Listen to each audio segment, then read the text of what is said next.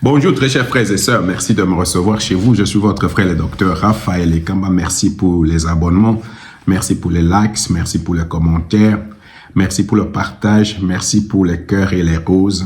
Merci beaucoup. Je dois commencer par dire que je vais vraiment m'excuser parce que je suis arrumé, j'ai très mal à la tête. Comme vous voyez là, j'ai la fièvre. Alors, voilà, m'excuser parce que de temps en temps, je vais me moucher. Alors vraiment, je m'excuse pour ces désagréments. Parce qu'il y a mon nez qui coule. Alors, je demande vraiment pardon pour cela. De la compréhension. Alors, je voulais vraiment réfléchir sur le dialogue.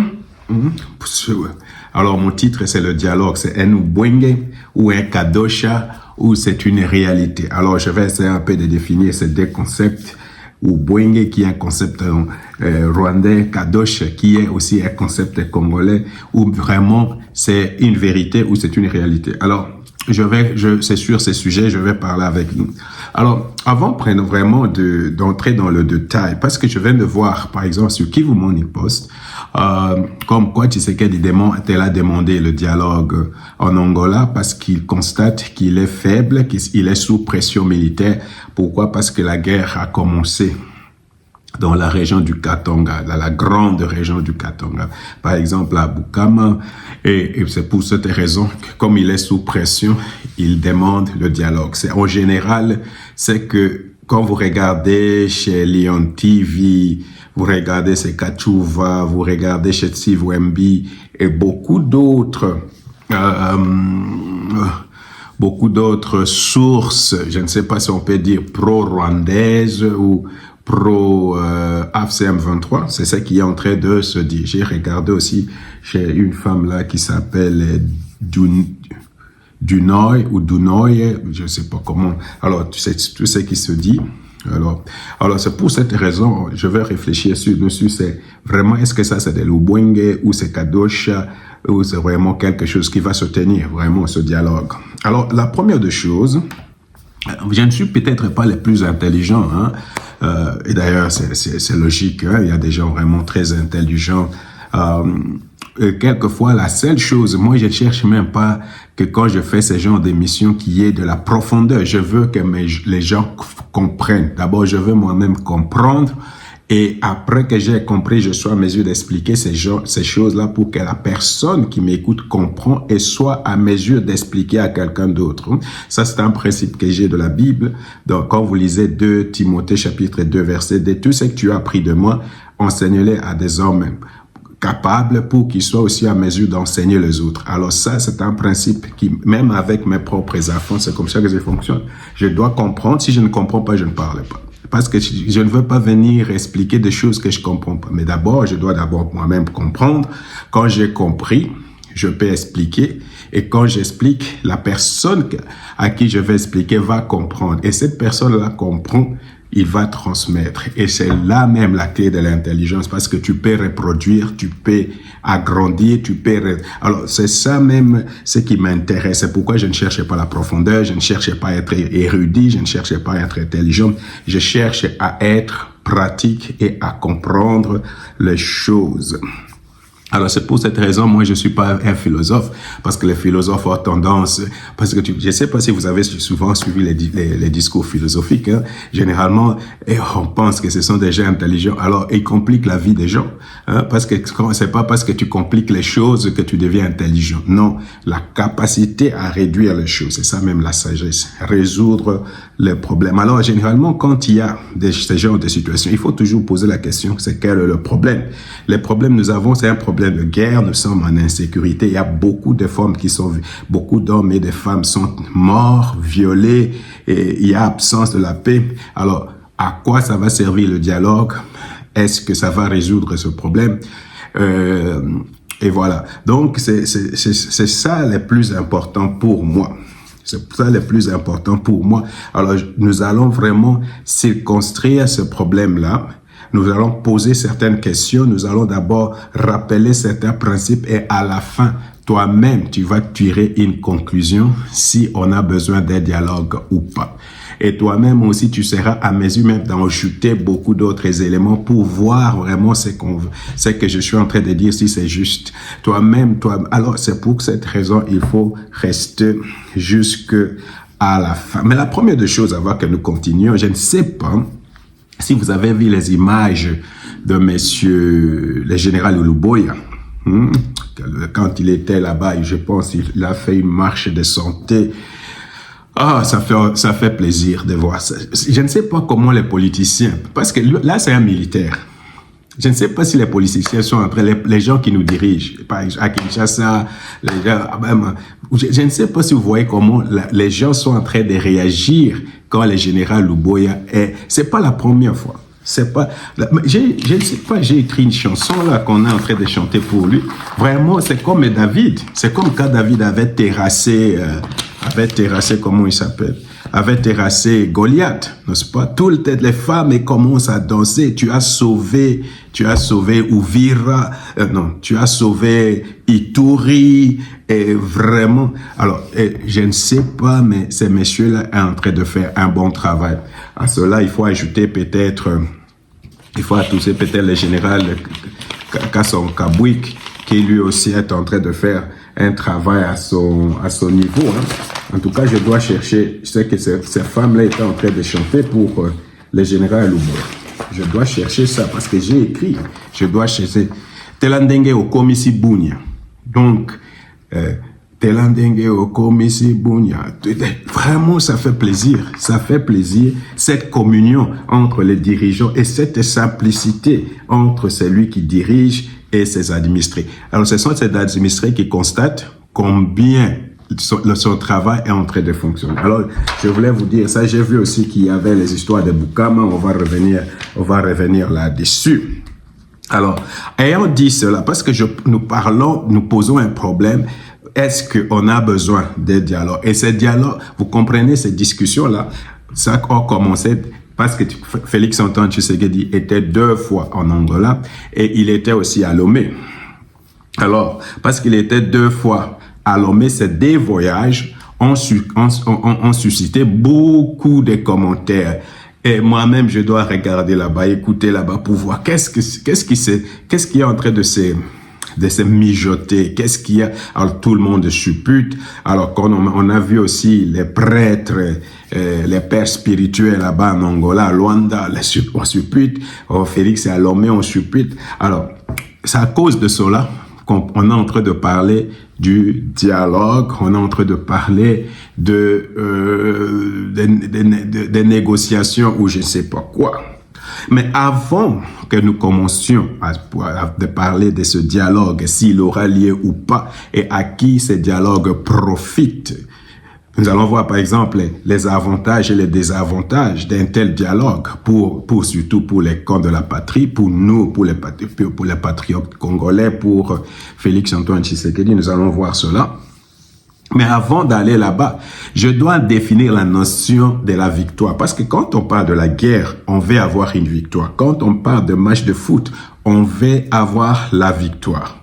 Alors, il y a un concept que je trouve, et ça vient souvent des États-Unis, a win is a win.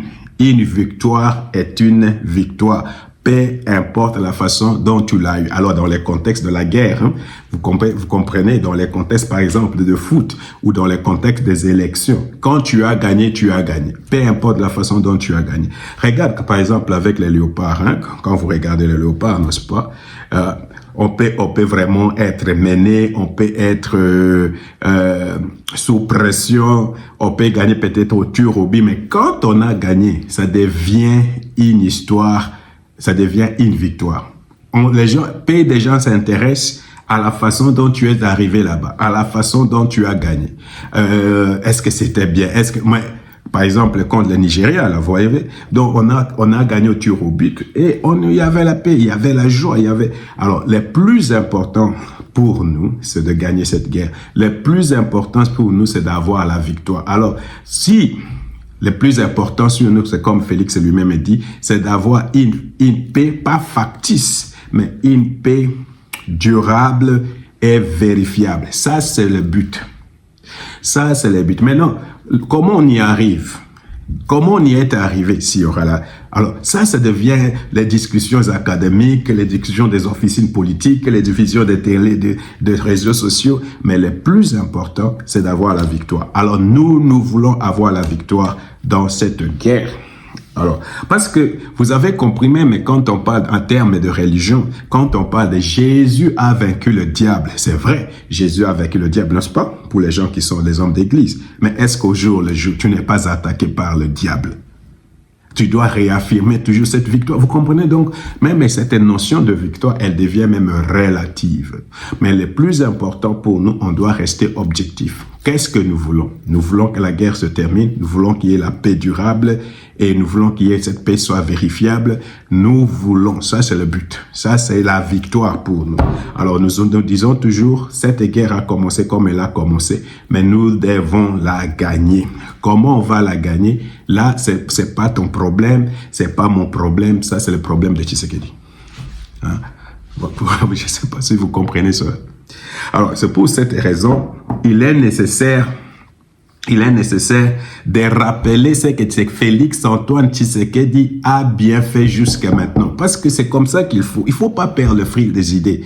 Il faut d'abord regarder qu'est-ce qu'il a bien fait jusque-là. Est-ce qu'il fait toutes les choses bien? Non. Mais qu'est-ce qu'il a bien fait jusque-là depuis que cette guerre a commencé? Qu'est-ce qu'il a bien fait? Alors, je vais relire les choses que moi j'ai écrites. J'ai écrit que Félix-Antoine Tshisekedi a bien fait. D'abord, la première des choses, Félix a exposé Paul Kagame, le Rwanda et Paul Kagame. Tout le monde, maintenant, c'est connu que c'est Kagame qui agresse depuis 30 ans la République démocratique du Congo à cause de ses minéraux. C'est Kagame qui veut les terres de la République démocratique du Congo. C'est Kagame qui est le problème. Alors, c'est Félix qui a exposé Kagame. Félix a non pas seulement exposé Kagame, Félix a fait que Kagame devienne personne non grata dans beaucoup de salons. L'image que Kagame même s'était construit, cette image-là est complètement foutue. Et j'étais hier, je dois vous dire ça, j'étais sur TikTok et j'ai vu quelque chose qu'une Rwandaise a mis à propos de Kagame. Ça, c'est à l'intérieur même. Ça, c'est à l'intérieur même du Rwanda. C'est une Rwandaise qui a mis ça. Excusez-moi. Oh, j'ai ça. C'est une Rwandaise qui a mis ça. Alors, la Rwanda est en train de dire, we are down broke, no jobs, no money, poverty is heavy. We are busy praising Kagame.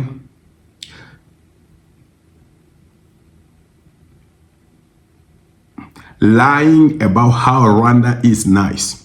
Alors, c'est une Rwandaise qui est en train de choses comme ça. Le Rwanda est broke. Je ne sais pas comment on dit broke. Je m'en fous maintenant. Le Rwanda est complètement broke. Il n'y a pas d'emploi, il n'y a pas d'argent. La pauvreté, elle est forte là-bas. Et puis, Paul Kagame, au l'air des mondes, ils s'occupent tout le temps à louer Paul Kagame et en train de mentir combien le Rwanda est un beau lieu. Alors, vous comprenez? Et ça sort du Rwanda. C'est comme ça. Même chez les Rwandais même, maintenant, ils savent que vraiment, Kagame devient un problème. Et ça maintenant même chez les Congolais, qu'ils soient de bonne qualité ou de mauvaise qualité, même si tu nourris une certaine haine à l'égard de Tshisekedi, à l'égard de son régime, tout le monde sait maintenant que c'est Kagame le problème. C'est Kagame qui veut démembrer la République démocratique du Congo. C'est Kagame qui utilise les autres personnes pour dominer sur la République démocratique du Congo. Que ce soit au niveau national, que ce soit au niveau international. C'est une histoire claire et nette. Et la deuxième des choses, il a démystifié Kagame. Ce qui reste maintenant, c'est le déboulonner, mais il a démystifié. Donc la peur, un gestionnaire, un visionnaire, maintenant, c'est un criminel, c'est un voleur, c'est un receleur. Vous comprenez? Alors, ça va à l'actif de Félix-Antoine Tshisekedi. La deuxième chose, non pas seulement parce que Kagame est exposé, les ennemis intérieurs de la République démocratique du Congo aussi sont exposés. Maintenant, c'est comme Félix lui-même avait dit, les émissaires de Kagame. Donc, à l'intérieur même de la République démocratique du Congo, il y a des gens que Kagame utilise pour pérenniser, pour dominer, que ce soit dans l'armée, que ce soit dans l'opposition, que ce soit maintenant dans la rébellion. Donc, maintenant, ça, c'est déjà clair. Ça, c'est déjà clair. Et la question la plus importante ici, les personnes qui ne condamnent pas le Rwanda, qui ne condamnent pas l'agression, qui ne veulent pas condamner les AFC, nous savons que ces personnes-là sont pour Kagame. C'est clair, non? Ça devient comme un litmus test pour tout le monde. Alors, par exemple, ici, je vais citer les gens, par exemple, des AFC M23. Maintenant, on disait que c'était des pantins. Maintenant, tout le monde sait que les AFC M23 vraiment sont des pantins. D'ailleurs, je les ai vus là en train de pavaner au nom va à Kinshasa. Je ne sais, je dois lire. Je dois rire. Vous ne contrôlez même pas. Je venais de voir la carte où vous êtes. Vous ne contrôlez même pas les Kivu. Et vous allez contrôler toute la République démocratique du Congo. Vous comprenez? Ils sont en train de se faire pousser des ailes inutilement. Alors, maintenant, il y a un autre, les gens exposés aussi, c'est la Senko ECC. C'est Kabila Katumbi. Les Banyamulong, ils sont exposés. Les Tutsis, ils sont exposés. Alors, l'une des choses les plus importantes, je suis en train simplement de poser les décors pour que vous compreniez.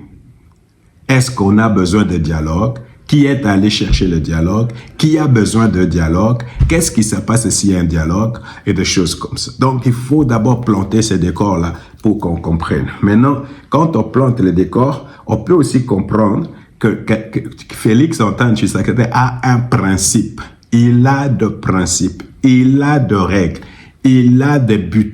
Que tout le monde, ça se répète tout le jour et nous les répétons ici. Que ce soit quand on négocie à Doha, que ce soit quand on négocie à Washington, et même maintenant même avec à Lomé ou je ne sais pas, en Angola, c'est le même principe. Voilà les principes. La première des choses, le respect de la souveraineté de la République démocratique du Congo. La deuxième des choses, le respect de l'intégrité territoriale de la République démocratique du Congo. La troisième chose, la restauration de l'autorité de l'État. La quatrième chose, pas d'impunité. Ça veut dire qu'il n'y aura pas d'amnistie. La cinquième des choses, pas de brassage, pas de mixage. Alors, maintenant, dites-moi, qu'on est à Lomé, qu'on est à Luanda, qu'on est même au ciel, qu'on est même dans la lune, les principes sont clairs. C'est par rapport à ces principes-là que nous saurons si Félix a menti ou Félix a vendu. Alors, moi, même s'ils vont négocier vraiment sous la mer, et que Félix reste dans ce principe-là, on a gagné, n'est-ce pas? Voilà. Alors, c'est pour cette raison, j'ai dit, cette guerre, nous la gagnerons.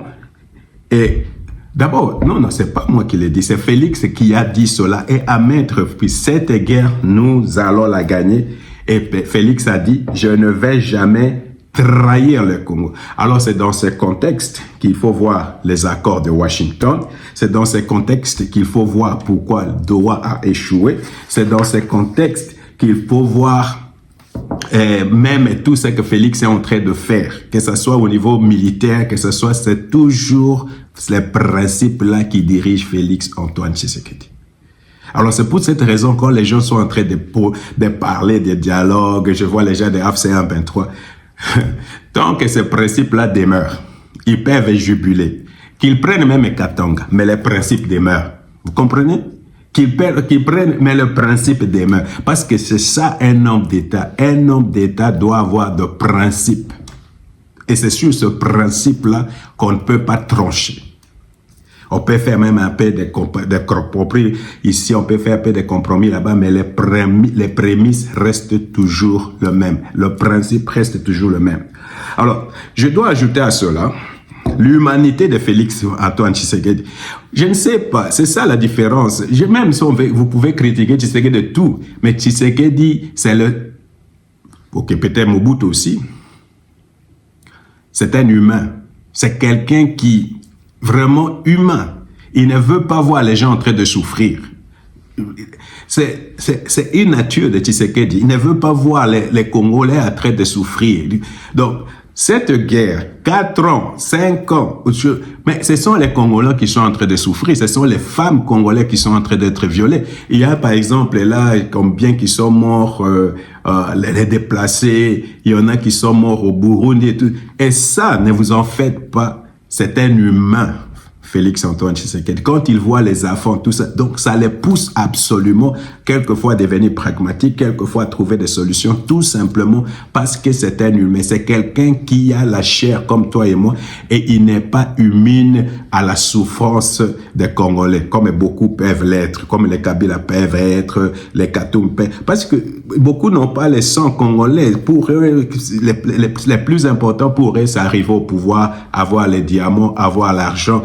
Ce qui se passe aux Congolais, ça ne les intéresse pas. Tshisekedi, c'est autre chose. Alors cet aspect-là, dans tout ce qu'ils sont en train de faire, et quand vous suivez même Madame Kaikwamba, dans tout ce qu'ils sont en train de faire, il y a cet aspect-là des choses. L'humanité. Alors, il ne faut même pas oublier, je ne dois pas vous rappeler que Félix était socialiste. Et chez les socialistes, c'est l'humain qui est le centre. Ce n'est pas le capital. Maintenant, en dehors de tout cela, le patriotisme, non pas seulement de Félix Antoine Tshisekedi, mais des Congolais. Félix, c'est quelqu'un qui aime vraiment le Congo. Il n'aime pas le Congo à cause de ce qu'il a reçu, qu'il a maintenant, mais il a toujours aimé le Congo. Alors, ce sont ces principes-là, ce sont ces contextes-là que vous pouvez avoir quand on parle du dialogue, quand on parle de... Parce que quand vous comprenez cela, son humanité, vous comprenez son patriotisme, vous comprenez ce qu'il a dit, alors vous allez vous dire, est-ce que ces principes, est-ce que si Félix va négocier à Washington, il va négocier à Paris, il va négocier au ciel, est-ce qu'il va trahir ce principe? Est-ce que jusqu'ici, il a trahi ce principe? Vous comprenez? Parce que si c'est ça, si c'est par rapport à ça, tu peux déjà savoir l'issue du dialogue de l'Angola. Tu peux déjà savoir l'issue du dialogue, même s'il va se tenir, je sais pour où, tu peux déjà savoir. Alors, pourquoi même la réunion de Washington, on devait signer les accords, ça a duré? C'est parce que le principe, c'est par rapport au principe. Peut-être il a dit, je ne vais pas saluer tant que les militaires sont sur le territoire congolais, je ne salue pas, et des choses comme ça. Et ça bloque. Pourquoi? Parce que Félix reste sur le principe. Et il respecte ce principe. Alors maintenant, y aura-t-il dialogue ou pas? Y aura-t-il, si oui, à qui va profiter ce dialogue? Qui a besoin du dialogue? Alors, parce que je venais de poser ces décors-là, je vais vous rappeler maintenant les paroles de Félix Antoine Tshisekedi. Après avoir vous dit ça, je vais présenter aussi les paroles des gens de AFCM 23. Parce que tout ça, ça peut nous aider à comprendre qui a le plus besoin du dialogue. Et même s'il y aura dialogue, qui va gagner, qui va perdre. C'est tellement simple. Hein? Alors, avant d'aller donner les déclarations des uns et des autres sur les fameux dialogues ou même sur la guerre, alors, la première des choses, il faut savoir qu'il y a deux camps. Il y a un camp comme le nôtre, comme le mien, je ne sais pas, dans ces cas-là, il y a presque beaucoup de Congolais dans ces cas-là. Ce sont des gens qui disent, nous sommes agressés par le Rwanda. Alors, c'est une crise sécuritaire et la République démocratique du Congo ne connaît pas une crise politique. Alors, il n'y a pas de crise politique. Et comme il n'y a pas de crise politique, il n'y a pas de raison de bafouer le principe de réconciliation sans justice ou de principe de ne pas venir au pouvoir par les armes ou même le principe de dire non, les élections ne comptent pas. Donc, c'est ça. Et nous disons, à cause de cela, parce que c'est comme ça, nous, on ne veut pas d'un autre dialogue. Et même s'il y aurait dialogue, ces gens-là doivent d'abord partir. Et quand ils seront partis, on peut régler nos problèmes entre Congolais. Voilà le premier principe. Les autres, c'est les principes, par exemple, les gens comme Senko, SCC, vous prenez certains opposants, vous prenez aussi les gens de AFC M23, et qui disent, même si on va à Doha, même si on va à Washington, même si on se rencontre quelque part et qu'il y a des accords entre le Rwanda et la République démocratique du Congo, et même il n'y aura pas de paix réelle. Pourquoi? Parce que les problèmes, les causes sont aussi internes, les causes sont aussi endogènes, et il faut aussi régler les problèmes de frustration, les problèmes qui sont au niveau du Congo. Pourquoi? Parce que le problème est politique. Pour eux, le problème n'est pas sécuritaire, mais le problème, il est politique. C'est pour cette raison, tu attends, il faut trouver des solutions politiques. Alors, pour trouver des solutions politiques, il faut aller faire un dialogue. C'est ça la position de Senko et c'est ça la position de beaucoup d'autres. Maintenant, par rapport à ces deux positions-là, Félix Antoine Tshisekedi a parlé.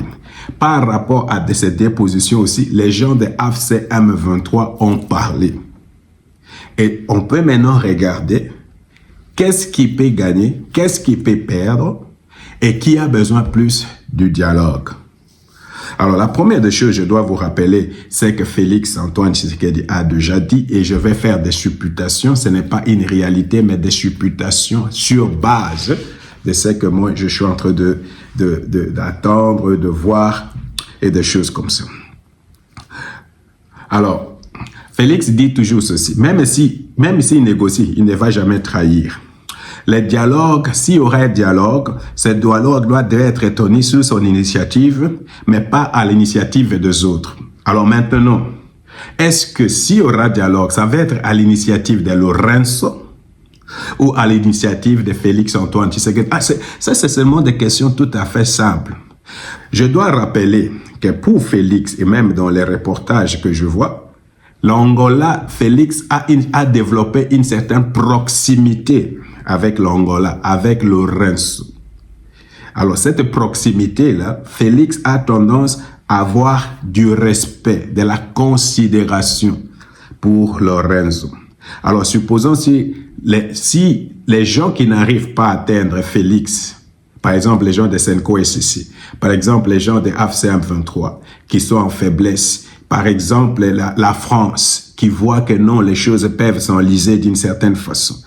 Où est-ce par qui ils vont passer? Ils vont passer par Lorenzo, s'ils veulent atteindre Félix. Alors c'est pour cette raison, je peux m'imaginer, dans ce contexte, je peux comprendre quand Félix a dit, il est le champion de la paix, il a une initiative et qu'il veut qu'on discute de cette initiative.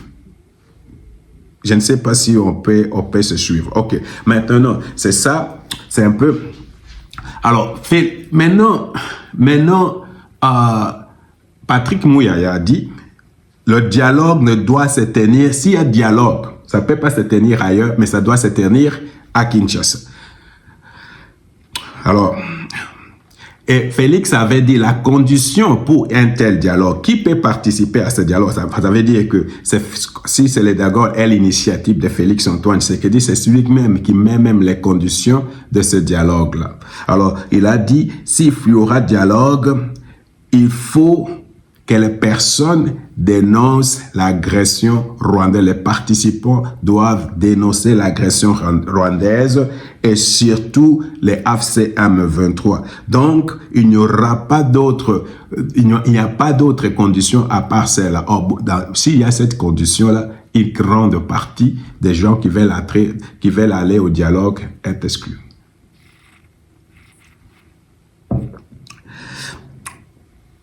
Alors, autre chose, il dit que le dialogue, c'est un processus, ce dialogue-là, il sera seulement dans ce va pas un dialogue qui va venir supplanter dans un cadre, pas supplanter ce qui a déjà été fait à Doha et ce qui a été déjà fait à Washington. Autrement dit, si dialogue aura lieu, ça doit se tenir dans ce contexte de tous les acquis qu'on a eu à Doha et les acquis qu'on a eu à Washington. Et là, ça complique les choses pour les gens de FCM, tout ça. Maintenant, ça veut dire que les gens comme FCM 23, les Senko SCC, les Katumbi et les Kabila, les gens qui se disent de l'opposition, et de l'opposition qui n'ont jamais condamné l'agression rwandaise, ils sont mis en position de difficulté parce qu'ils doivent le faire. Maintenant, à qui profite si vraiment, si le dialogue se tenait dans les conditions que je venais d'énumérer, si le dialogue se tenait au moment même là, est-ce que la République démocratique du Congo gagne quelque chose? Est-ce que le président Félix Antoine Tshisekedi gagne quelque chose? Et si le président le fait, qu'est-ce qu'il perd? Voilà ce que le président fait s'il perd, s'il accepte de faire ce dialogue-là. Voici la première des choses. D'abord, il donne du temps aux gens de FCM 23 pour s'organiser. Ils sont sous pression, ils sont devenus faibles. Alors, ce sont eux qui ont besoin d'un tel dialogue pour prendre du temps. Vous voyez, dernièrement, ils se sont présentés là-bas avec un certain nombre de notables ou je ne sais pas, et ils étaient en train de dire que non, nous on va aller à Kinshasa. Chaque fois quand il y a des réunions comme ça, la guerre va avancer vers quelque part. C'est une façon pour eux d'envoyer un message. Alors, c'est ça que moi j'observe depuis toujours. Donc, pour eux, c'est une façon de brouiller les cartes. Les dialogues, c'est pour eux une façon de gagner le temps. Les dialogues, les cessez-le-feu, c'est toujours comme ça qu'ils gagnent le temps. Depuis toujours, c'est ce que nous observons. Vous observez la même chose. La deuxième des choses, s'il y aurait un tel dialogue, ça contredit ce que le président a dit. Ça veut dire que l'initiative n'est plus du président. C'est les autres personnes qui vont fixer qui vient au dialogue et pour faire quoi au dialogue. Ça veut dire que on peut même imposer au président un autre agenda que lui n'a pas en tête. Alors, non pas seulement on va imposer un autre agenda, on va lui poser la question de partager le pouvoir. Ça ne vient pas de moi. C'est Senga lui-même qui a dit, c'est Senko et c'est ce qui a dit ces problèmes-là. Une fois si nous avons un dialogue, il faut poser les problèmes d'un gouvernement d'union nationale. Ça veut dire que on doit faire quelque chose. Oh, n'oubliez pas que tout le temps que ces gens ici, les Senko, SCC, Katumbi, Kabila, ils ont mis de l'argent, ils sont partis là-bas avec le seul but, affaiblir la République démocratique du Congo, affaiblir le pouvoir de Félix Antoine Tshisekedi. Donc c'est ça leur but. Alors s'ils peuvent obtenir cela par un certain dialogue qui sera tenu en Angola ou je ne sais pas où, ils sont en train d'atteindre leur objectif et cela ne profite pas au président de la République. Alors, il ne faut pas oublier la situation de Lot, parce que moi, je dois toujours vous expliquer que quand Dieu avait dit à Abraham, sors, pars dans les pays où je t'envoie, c'est comme aujourd'hui, Dieu dit à Tshisekedi, je te donne la responsabilité de la République démocratique, tu dois pas prendre avec toi n'importe qui et tout le monde, parce que ça va devenir un problème pour toi. Donc, vous comprenez que c'est dans ces contextes-là, qu'il y a cette histoire qu'on doit comprendre, cette histoire de dialogue. J'ai pas fini parce que je dois vous présenter la position, les positions tout au moins des gens de FCM 23 et du Rwanda. Moi, je pense, et c'est là où ça devient intéressant pour vous tous, pour nous tous, je voulais dire, moi je pense que cette guerre est là en train de continuer, c'est parce que le Rwanda n'a pas encore eu tout ce qu'elle voulait. Tout ce qu'il voulait, je voulais dire, c'est que Kagame et les FCM 23 n'ont pas encore eu ce qu'ils voulaient. Kagame voulait couper la poire en deux. Il parlait de win-win, 50-50. Et jusque-là, dans tous les forums, que ce soit à Doha, que ce soit à Washington, que ce soit au niveau de l'Union africaine, partout, Kagame est en train, je ne sais pas ce qu'il cherche. Je ne pense pas qu'il cherche les terres comme lui il est allé dire là. Il est en train de monter des enchères et des choses comme ça. Mais il y a quelque chose que lui il veut, mais qu'il n'a pas encore reçu. Et c'est pour cette raison que cette guerre continue. Alors, c'est pour cette raison qu'il faut revenir pour les gens qui disent non, voilà, Félix est allé demander le dialogue. Je venais de vous donner le principe. Tout au moins, ce qui guide Félix. Mais je vais aussi vous donner ce que les gens de AFC M23 et le Rwandais disent pour vous montrer qu'il y a besoin du dialogue et qui va sortir vainqueur du dialogue. Alors, je vais vous donner certains de ces éléments. Comme ça, on peut vraiment être outillé et après, on va tirer des conclusions tout à fait simples. La première des choses, parce que s'il y a une information récente, tout simplement une information récente, c'est la sortie médiatique de M. Kagame au Bénin, où il dit non, les terres du Kivu et du Nord Kivu appartenaient au Rwanda. Et ça, c'est la deuxième fois qu'il fait. Ça, c'est la deuxième fois, même la troisième fois. Donc, il a des velléités expansionnistes. Il est en train de réclamer les terres. Vous comprenez que dans ces conditions-là, que tu sois Senko, SSC, que tu sois AFC M23, la rébellion de Rwandais maintenant, on sait qu'ils sont vraiment pantins, ils sont en train de travailler au service du Rwanda pour réclamer les terres. Donc, si tu es un Congolais et tu es en train de penser que non, ce sont les Balouba, c'est les pouvoirs de Balouba et des choses comme ça, tu te trompes largement. Ces gens-là disent, nous, on a besoin de terres. Nos terres. C'est pourquoi ils ont parlé de fédéralisme.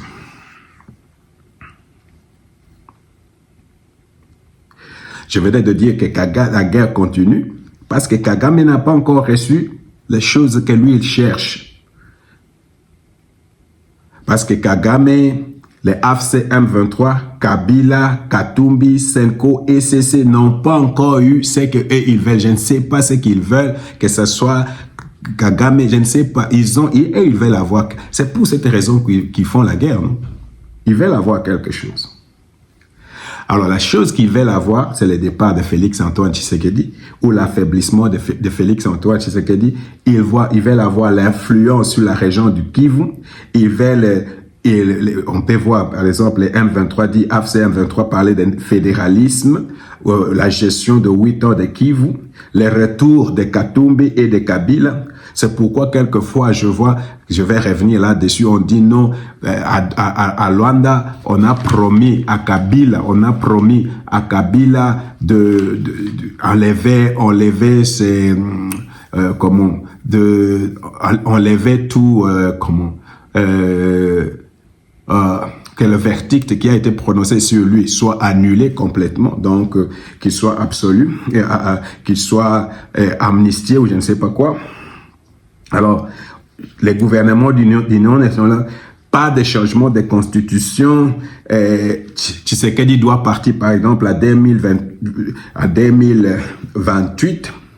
Alors, tout à l'heure, là, il y a Nanga qui venait de parler, il a dit « La paix a un prix ». Je ne sais pas si vous avez suivi ce discours-là. La paix a un prix. Alors, quel est le prix de la paix?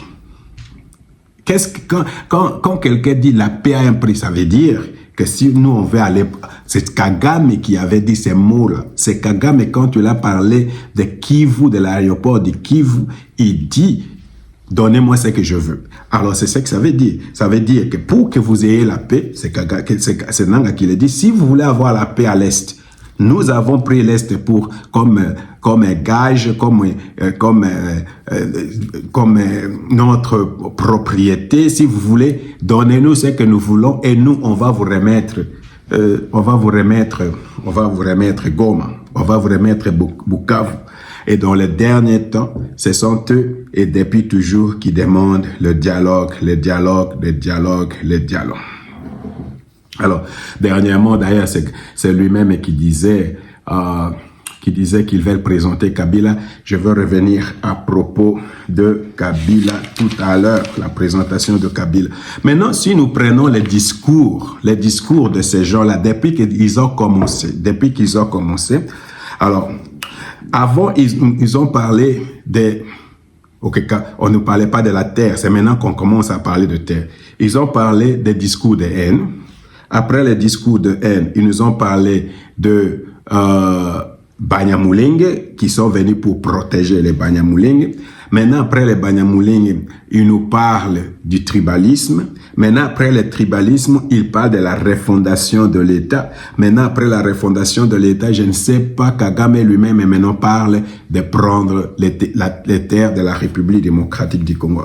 Prochainement, parce que comme les aires militaires sont en train de mourir sur le territoire congolais, c'est sûr qu'un jour on va revenir pour dire non, oh, vous tuez nos militaires. C'est pour cette raison, nous, ou bien dernièrement, c'est avec le général Ekenge, c'était le problème des femmes Tutsi.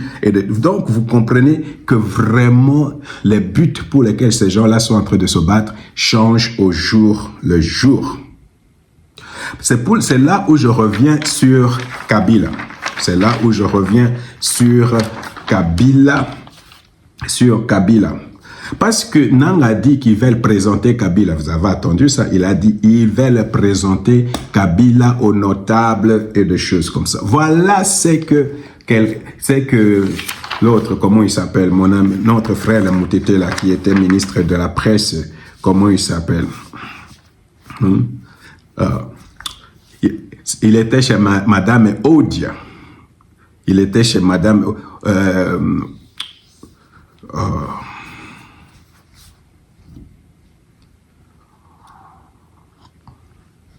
Lambert Mende. C'est que Lambert Mende a dit à propos de Kabila. Il a dit quelque chose comme ceci. À propos de Kabila. Il a dit que Kabila... Il a dit chez Élisée Odia. Kabila est à Goma. Il est avec les rebelles et il est protégé par l'armée rwandaise. Ça, c'est Kabila. Maintenant, il y a Davos Kitoko, il est de l'ICD. Davos Kitoko, il est de l'ICD. Voilà ce que Davos Kitoko a dit de l'ICD. Félix Tshisekedi a choisi après 18 ans de pouvoir. Kabila est devenu exilé. Le Rwandais soutiennent Joseph Kabila. Les Rwandais soutiennent Joseph Kabila. Alors, vous comprenez que c'est dans ce contexte-là qu'il faut parler de dialogue. Katumbi, Kabila, c'est la région du Grand Lac, la région du Grand Katanga. Or, aujourd'hui, nous savons que Kabila, c'est Gnanga lui-même qui l'a dit, est à Goma. Nous savons qu'il est soutenu par le Rwanda. Peut-être on va le présenter.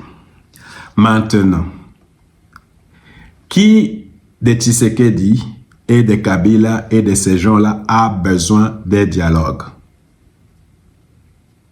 Il faut se poser cette question-là. Alors les gens vont faire des raccourcis pour dire non, il est sous pression militaire parce que Kabila entre en jeu. Ok, restez là et suivons. À propos des négociations avec Kabila, avec Tshisekedi, pour qu'on sache vraiment les gens qui ont négocié avec Tshisekedi. Ce ne sont pas les gens, c'est pas Kabila. Kabila a négocié déjà avec Tshisekedi, il connaît comment ça s'est passé avec lui, les déboulements qui s'est passé avec lui, il connaît.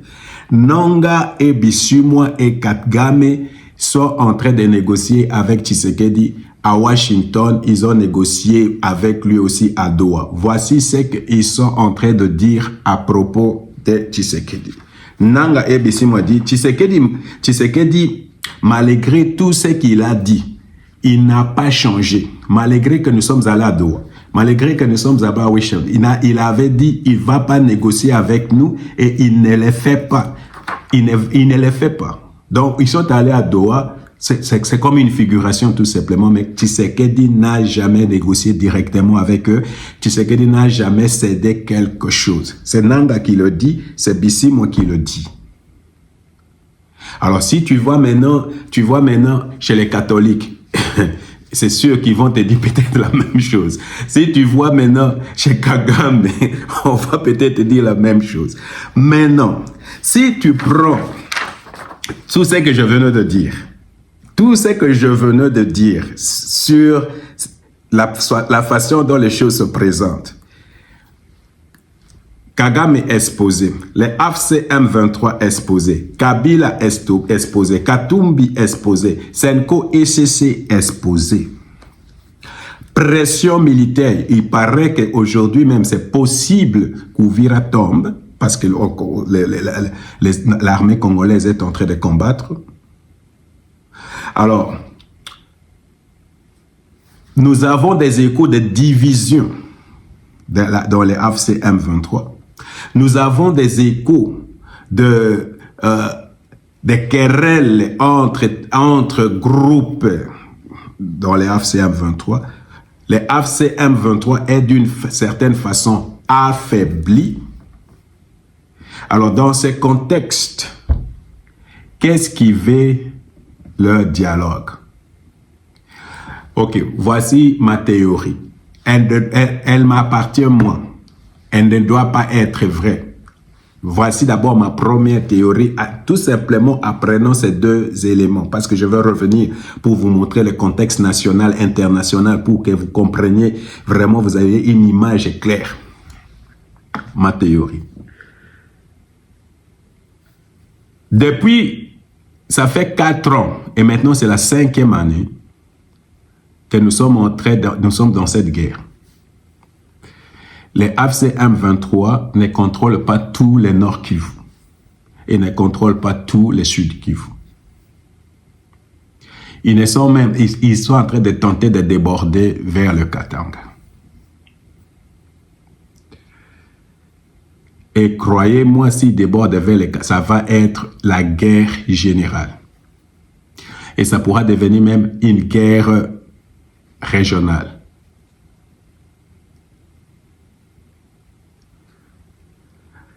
Alors, si dans ce contexte ici, les gens de AFC M23 parlent entremise des prêtres catholiques,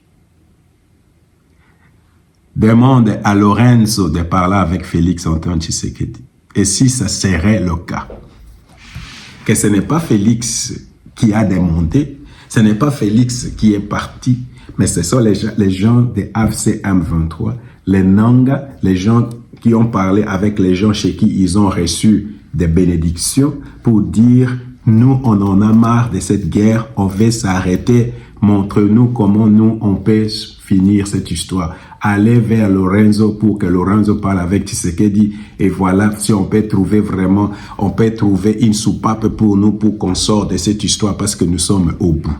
Si c'est ça, je ne sais pas. Mais on doit continuer. On doit continuer parce que là, la question de savoir qui a besoin du dialogue est claire. Hein? La question qui a besoin du dialogue, qui est vraiment qui cherche le dialogue. Parce que ils disent que Tshisekedi qui a besoin du dialogue parce qu'il est sous pression. Je venais de vous montrer que ça fait 4 ans, ça va faire 5 ans. Je ne vois pas ces gens-là arriver ni au Katanga cette année. Malgré qu'ils sont en train de rêver, je ne les vois pas. Je ne les vois pas arriver à Kinshasa l'année qui vient. Je ne vois pas par quel miracle. Au fur et à mesure, ils s'éloignent du Rwanda, au fur et à mesure, les forces vont s'effriter. C'est pour cette raison ils essaient de mettre les Katakatanga et tout ça. Ça ne sera pas facile. Ça ne sera pas facile. Alors, je ne vois pas pourquoi Tshisekedi va se précipiter en Angola pour demander un dialogue.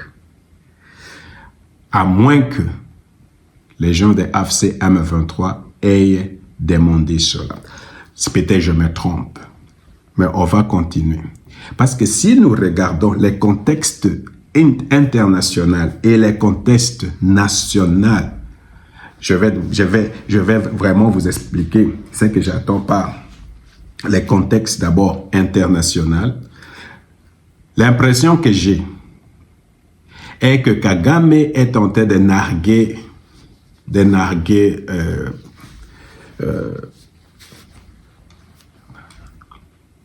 les Américains. Ok, on avait promis des sanctions contre Kagame. Je dois chercher ce que moi j'ai écrit pour que je ne m'égare pas. Vous allez me pardonner parce que là, je commence vraiment... il ne faut pas que je m'égare. Il ne faut pas que je m'égare.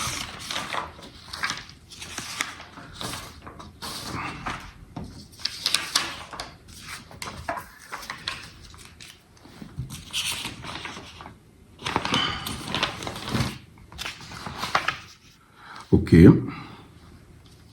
Ah oui, c'est ça. Ok. Alors, dans le contexte d'abord international, cette histoire de Maduro, l'exfiltration de Maduro a envoyé un onde de choc.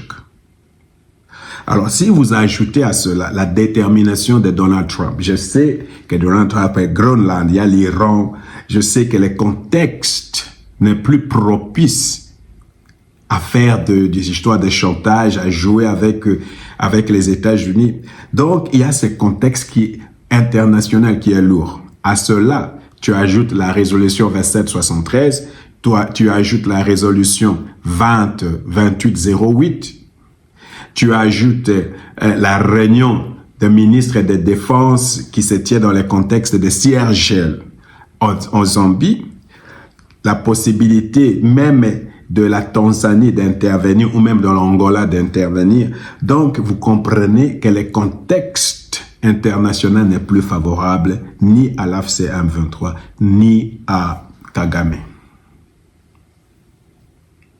Maintenant, si je viens sur le plan national, quand je vois sur le plan national, et d'ailleurs, avant que je parle du plan national, les rapprochements de Félix Tshisekedi avec les États-Unis démontrent seulement que Tshisekedi tienne seulement bon pour que cette histoire, seulement, même dans une position défensive, comme nous sommes maintenant, dans cette position défensive, comme nous sommes maintenant, il suffit seulement qu'on garde les territoires, on commence à récupérer pour que cette histoire, parce que pour ces gens, si Tshisekedi reprend les territoires, va à l'offensive, c'est pas un problème. Si ces gens de AFC M23 avancent vers les Katanga, ça crée un problème pour eux, comme c'était pour Uvira.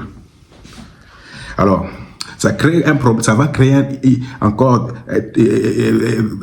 des indignations et je ne sais pas, ça peut conduire aussi à des sanctions et même à des menaces de mort et des choses comme ça. Maintenant, sur le plan national, quand tu prends sur le plan national, tu regardes les gens de AFC, tu regardes les gens de l'opposition, ça n'existe pas.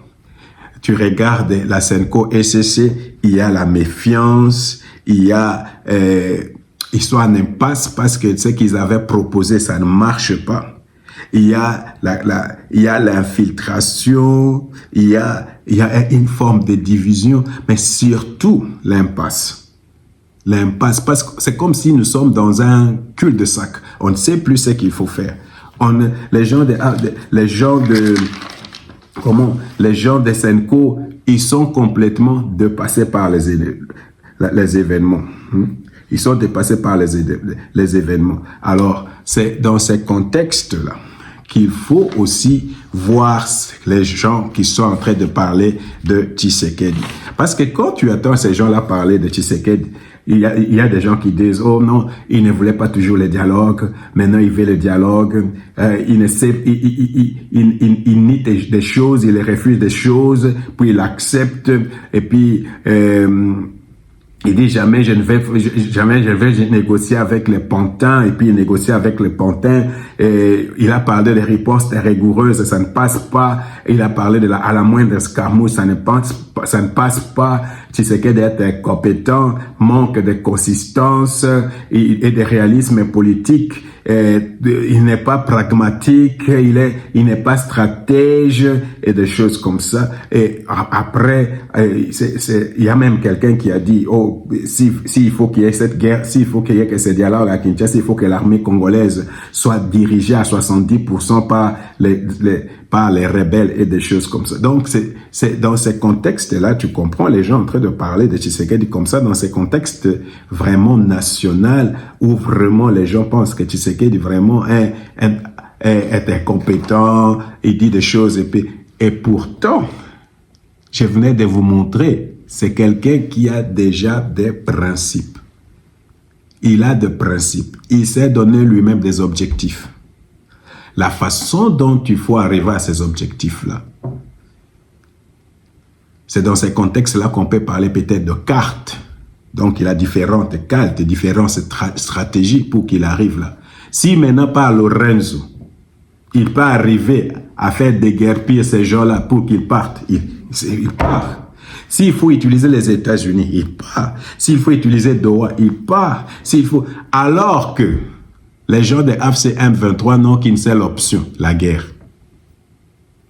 N'ont qu'une seule option, prendre des villages, prendre des territoires. Non pas seulement, ils n'ont pas l'argent, ils sont fatigués, ils sont eux-mêmes en train de s'entretuer. Alors, qui a beaucoup plus besoin du dialogue? Eux, ils cherchent une façon de pour eux, le dialogue, c'est une survie, une façon de survivre, une façon de se dédouaner, une façon de trouver, de demander pardon et des choses comme ça. Alors, qui a besoin de ce dialogue? C'est pour cette raison que je parle de la faiblesse, ce qui est faible, et pourquoi on doit toujours parler dialogue.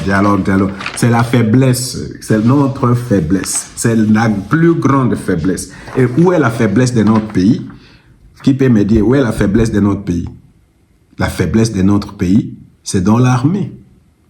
La faiblesse de notre pays, c'est dans l'armée.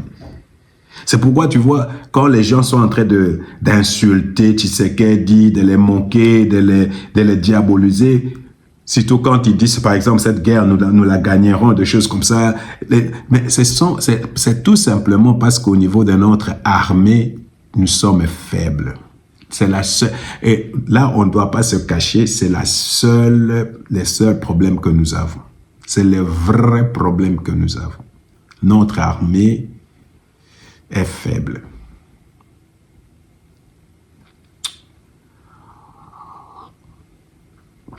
Malgré qu'il y a un grand budget de 5 milliards, un petit pays comme le Rwanda, je ne sais pas, je ne veux pas être très critique, je ne sais pas, mais permettez-moi.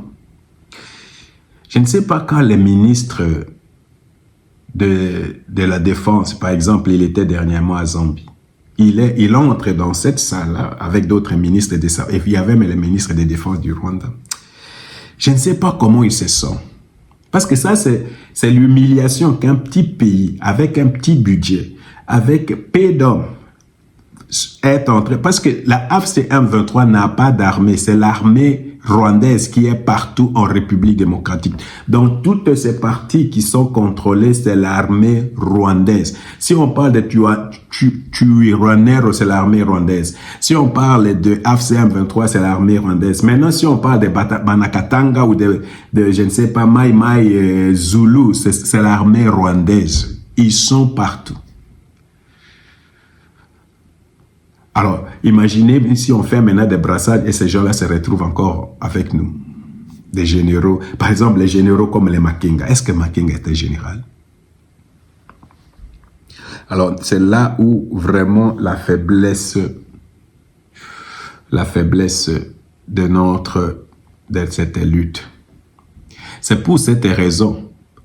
Même quand vous êtes en train de négocier des faits, tu dois toujours connaître où est ma faiblesse. Où est ma faiblesse?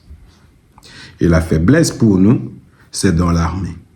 5 milliards, mais il n'y a pas de résultat sur terrain. C'est pour cette raison que tu attends les gens parler, oh les États-Unis vont venir, la Zambie va venir, l'Angola va venir, la Tanzanie va venir. Non, tous ce sont de petits pays par rapport à nous, donc je ne vois pas. Alors, et ça reflète tellement de notre faiblesse, Alors, si maintenant je dois, pour vous donner une conclusion de tout ceci. J'ai dit faire quelques avantages s'il y a un dialogue et quelques désavantages s'il n'y a pas un dialogue.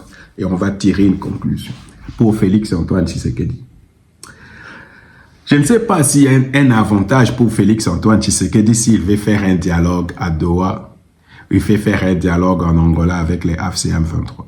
Je ne vois pas beaucoup d'avantages pour cela. Le seul avantage que je peux voir, c'est de décrisper l'atmosphère politique, de chercher une certaine unition, une certaine cohésion nationale.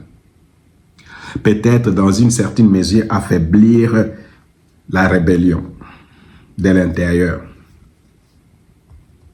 peut-être une révision constitutionnelle consensuelle, peut-être. Et peut-être parce que Félix reste au pouvoir. Mais même s'il reste au pouvoir, c'est un pouvoir, il n'a plus les mêmes pouvoirs que maintenant. Ça sera un pouvoir, une cohabitation. Alors, je vois beaucoup plus Félix en perdre s'il fait des négociations. Alors, la première des choses, on veut légitimer la rébellion des Banyamulenge et de Rwanda et des Tutsis. Si vous voulez légitimer cela, faites le dialogue. Si vous voulez aussi légitimer la guerre comme un moyen d'accéder au pouvoir et pas les élections, on peut faire le dialogue. Si vous voulez amnistier, vous voulez donner de l'amnistie, une absolution, une impunité, tu peux tuer comme tu veux, mais on va après négocier, parler, alors il faut faire le dialogue. Si vous voulez récompenser les rebelles, ça veut dire prendre les armes, tuer, et après on fait un dialogue, et puis après vous accédez au pouvoir. Alors dans ce cas, il faut faire le dialogue, partager les gâteaux. Si vous voulez faire le fédéralisme et balkaniser la République démocratique du Congo, dans ces cas-là, on peut aller faire le dialogue. Si vous voulez dédouaner le Rwanda, autrement, ça devient une guerre congolaise, alors il faut faire le dialogue. Et pour finir, le Rwanda, tout ce que le Rwanda cherchait jusque-là, ne l'a pas encore reçu. Tout ce que le Rwanda, c'est pourquoi cette guerre continue. Les AFC M23, c'est pourquoi ça continue. Alors, si on veut donner le Rwanda tout ce que le Rwanda veut, allez, on peut continuer faire le dialogue.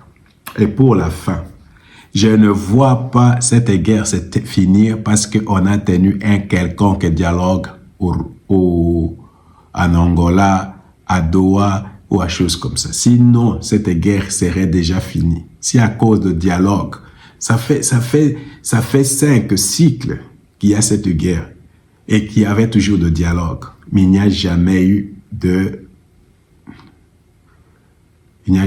solution, il n'y a jamais eu de paix.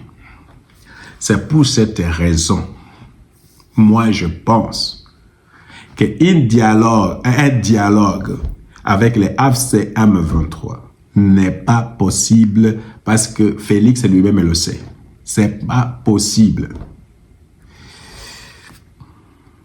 Si alors c'est possible, d'abord, pourquoi c'est pas possible? Je venais de les montrer. Je venais de les démontrer. Félix Antoine Tshisekedi ne gagne rien de ce dialogue-là. Supposons maintenant qu'il y ait un dialogue et qu'il soit tenu en Angola, ou qu'il soit tenu au ciel, et que Félix Antoine Tshisekedi reste dans ses principes, comme je venais de les énoncer. Il respecte ses paroles, comme je venais de les énoncer. Autrement dit, pas de compromis sur la souveraineté, pas de compromis sur l'intégrité, pas d'impunité. Alors, je ne sais même pas, moi-même, si dans ce contexte-là, parce que c'est ça le leadership, si dans ce contexte-là, Félix n'est pas allé même négocier à Luanda, il peut aller négocier à, je ne sais pas où, il peut aller négocier, il peut faire même de dialogue avec les diables, avec les Senko et SCC, mais il a ce principe-là. Pour moi, je dis partez. Pourquoi? Parce que en gardant ce principe-là, Félix va toujours gagner. En gardant ce principe-là, Félix a la victoire. Parce que ce qui est le plus important pour nous, c'est la victoire. Et la victoire, c'est quoi? La restauration de l'autorité de l'État. Le respect de l'intégrité territoriale. Pas d'impunité, pas de brassage, mixage, pas de partage de pouvoir. Et voilà. Alors, dites-moi, qu'est-ce que vous en pensez? Dites-moi ce que vous en pensez. C'est pourquoi cette histoire, pour moi, je voulais vous parler de Ubwenge ou de Kadosha. Pour moi, dans tous les deux cas, parce que ce sont des concepts. De l'autre côté, les gens de AFC M23 sont en train d'utiliser les Ubwenge dans le sens où c'est un truc intelligent, on peut manipuler pour arriver à quelque chose. Dans l'autre sens, toutes les personnes qui sont en train de parler de Félix Tshisekedi, comme il est incompétent, faible, il a dit, comme ça, il va aller négocier, ça devient un kadosh. Pourquoi? Parce que c'était un mensonge dans les contextes congolais pour discréditer quelque chose, discréditer une personne.